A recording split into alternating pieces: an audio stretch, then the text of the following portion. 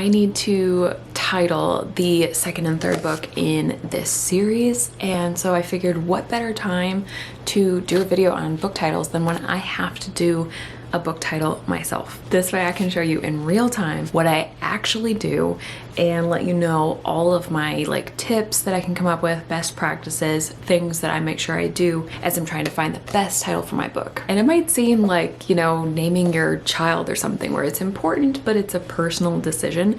But I would argue that it's actually extremely important for book sales, because besides your cover art and your back blurb that tells the reader what the story is about, the title is one of the most important things that will make a reader decide whether or not a book is for them, aka whether or not they will buy it.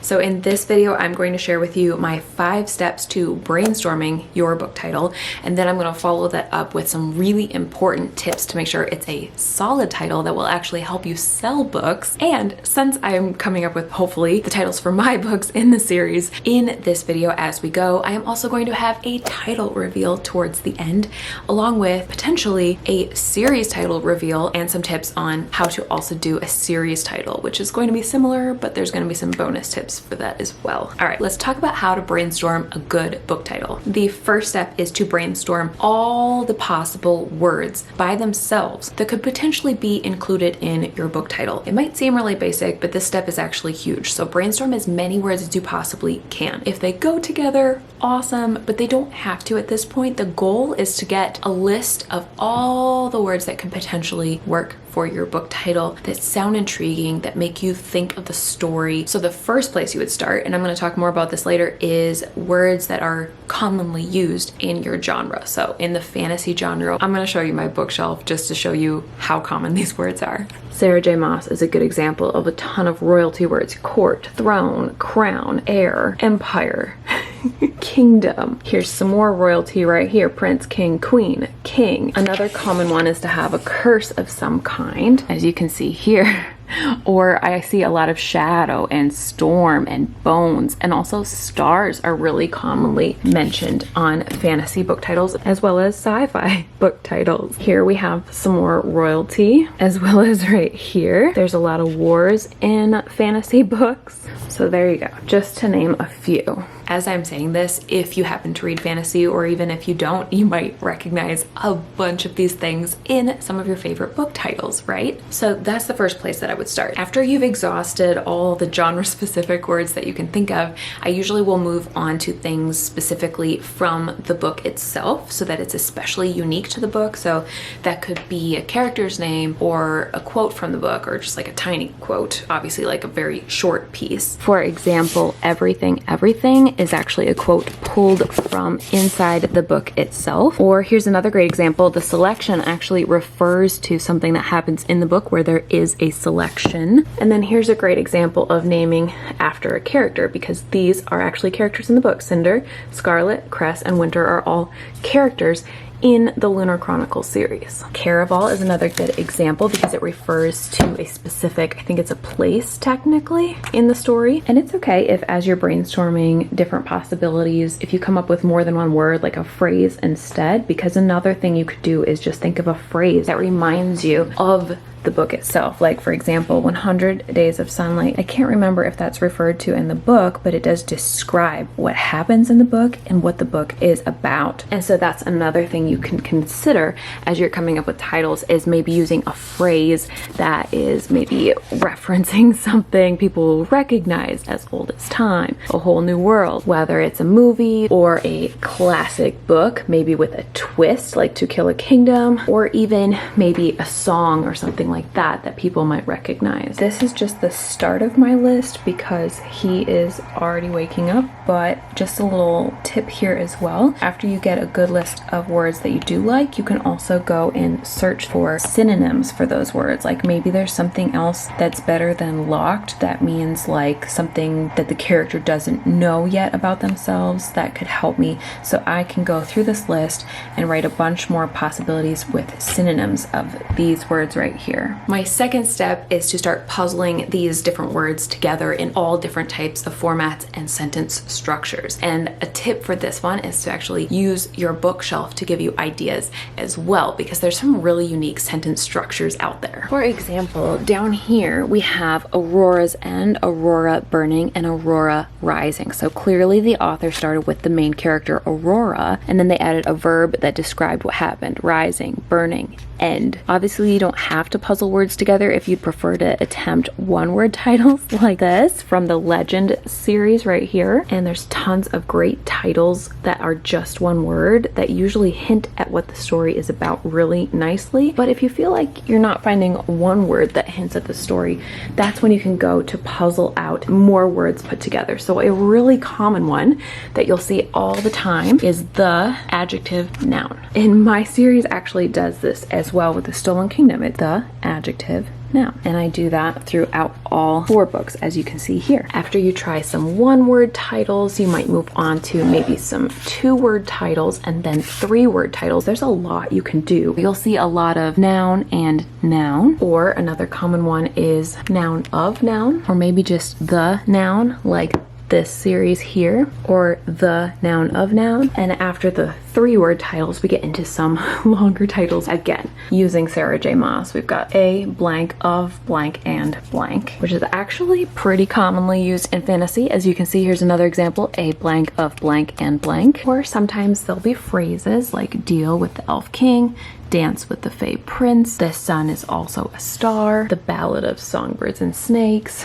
once upon a broken heart. And these longer phrases are doing a really interesting trick that I want to talk about in the bonus section next. So I'm going to put a pin in that for right now. So coming back to the tip where we are still puzzling it out and trying different sentence structures of our words put together to see if anything just really pops and is very interesting. As you're doing this, my biggest tip here is to make sure that it's something that will be memorable. And to do that, it's usually going to be something that's shorter rather than longer. For example, Twilight is one word, and it's going to be a lot easier for readers to remember than the ACOTAR series, which I still can't remember without looking, is A Court of, oh sorry, I was referencing book 3 all this time. A Court of Thorns and Roses. It's a pretty title, but it's really hard to remember. And even though Sarah J. Maas can get away with it, most of us other authors can't, because a reader is going to be like, oh, there's this great book, I just can't remember what it's called. That recommendation, that word of mouth that could have made a sale, is going to fall flat if the reader can't even remember what your book is called. All right, once you've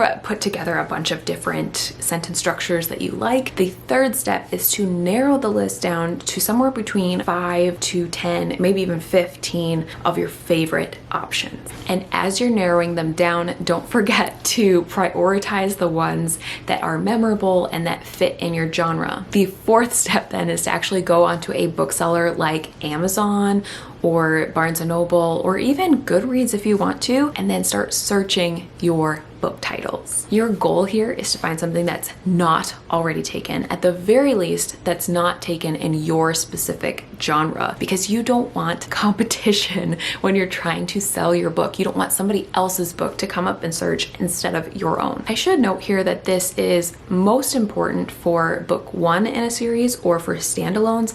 It's not as important when it comes to a book 2 or a book 3, but I still like to search and figure out, is this something that's like super common? Like, for example, say you didn't know about the Hunger Games and you tried to title your book The Hunger Games, and then when you search it, you're like, oh, that's definitely taken and it's big, it's a big deal. Then you do not want to be titling your book something that's going to potentially make a reader click on it, get mad that it's not the book they thought it was, and leave you an angry review. So I would recommend, again, even if it is a book 2 or 3 or so on in a series, avoid using another book title if at all possible. Keep in mind that for me, I've already picked a title convention, so to speak, a pattern where the title is the adjective noun. And so that's been the case for all of the books: The Stolen Kingdom, The Jenny Key, The Curse Hunter, The Enchanted Crown, which means that for me, it's a little bit easier because I already know the pattern that I want to go with. I just don't know what the adjective and noun will be, but I know it'll be the adjective noun in some way, shape, or form. The fifth and final step, once you have a title that you love, is to then run that title by author friends or reader friends and see what they think and get a second opinion. This is going to help you know if you have a a good book title, or if maybe you need to rinse and repeat, go all the way back to step 1, or maybe just a couple steps back and go through the steps again to get new options. So I would really recommend not settling, and if you do need to go back and go through the steps again to find something that's the perfect fit for your book, I think it's really worth it. What do you think?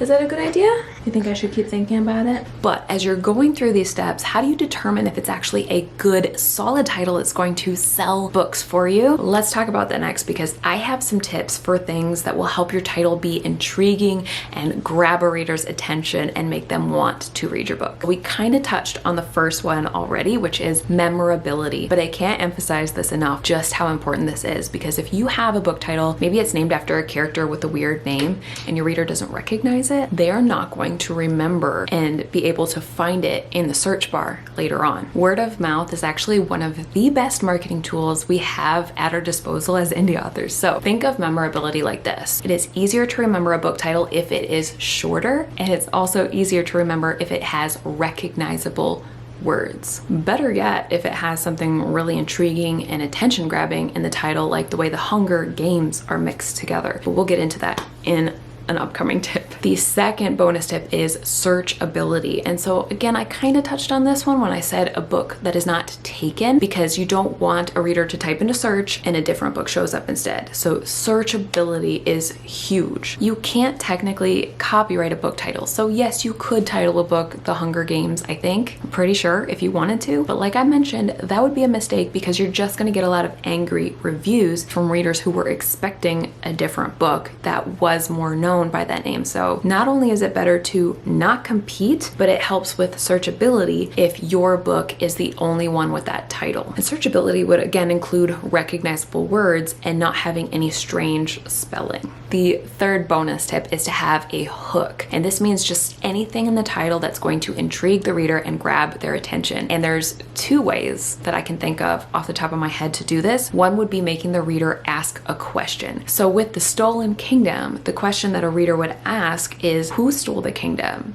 and why are they stealing it? And it leads the reader to hopefully want to know more. Another way you could do this is if the title tells a story, like A Deal with the Elf King, because obviously we know the story is about making a deal with the Elf King. So that's telling you a story that also is intriguing and grabs your attention. My fourth bonus tip is genre relevant keywords. I mentioned this briefly, but the reason they are so helpful is because they will tell a reader that this book is for them subconsciously. A reader doesn't even realize they're thinking this way, but if you have something that sounds like a horror novel that's in fantasy, it's going to be a lot less attractive than something that, like we talked about, is, you know, the throne with the kingdom and the stars, something like that. My fifth bonus tip, and this is relating back to memorability, is to find a pattern of some sort. This could be alliteration, which is a pattern in the consonant. So for example, the princess, P, and the prince has a nice pattern to it. Or you can use rhyming to create a pattern in the vowels. So for example, wishes and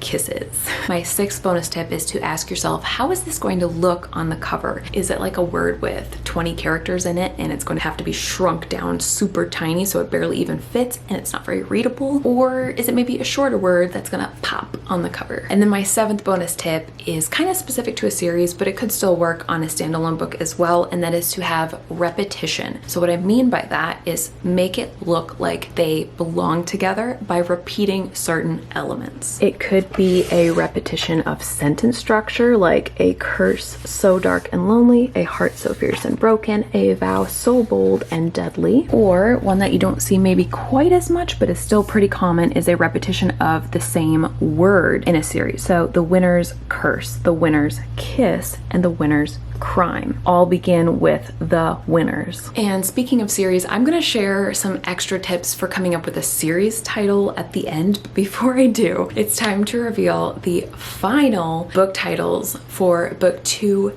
and 3 in my series, which doesn't have a series name yet, and I hope to reveal that also at the end of this video, but the second and third book in this series right here. As of recording, I don't know, so I'm hoping that I have them. Okay, here we go. 1, 2, 3.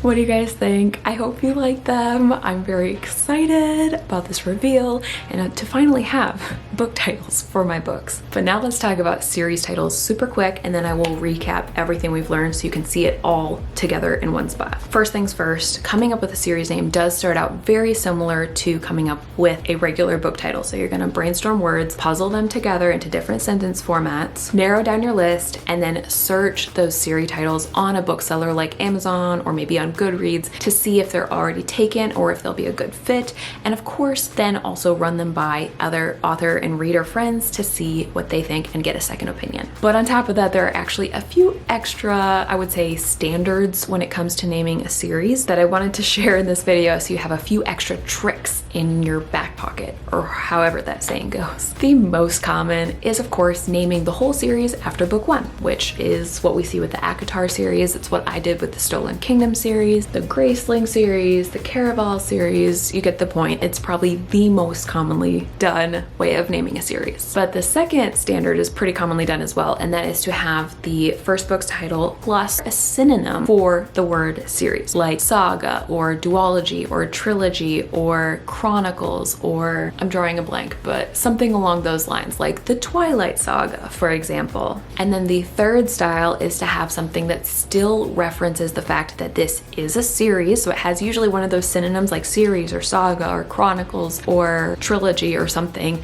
but it has a brand new name for the actual series itself, like for example, the Lunar Chronicles. I think all of these options do include in some way, shape, or form a hint to the reader that this is a series, and I think that's really, really helpful. Okay, now let's recap, because I know it can be a little bit annoying to have to take notes and try to remember everything and wonder, did I miss something? So here are the questions that you should ask yourself as you're coming up with your final book title. Number one, is it memorable? Number two, is it searchable, aka not taken? Number three, does it sound like it belongs in my genre, aka am I using some keywords that are in my genre? Number four, is it short and sweet? Number five, does it have a hook?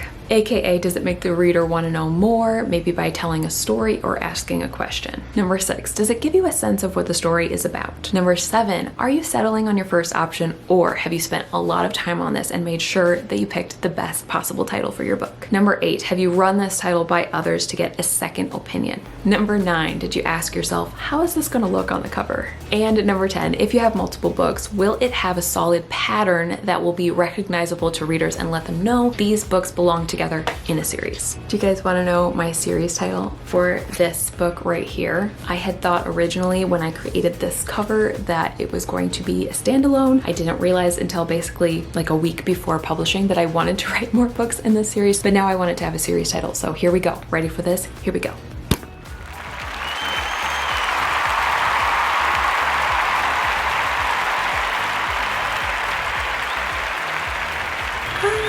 That's my series title. Do you like it? Let me know. If you like it, I hope you do. That's all I have for you guys. Thank you so much for watching, and I will talk to you again very soon. Bye!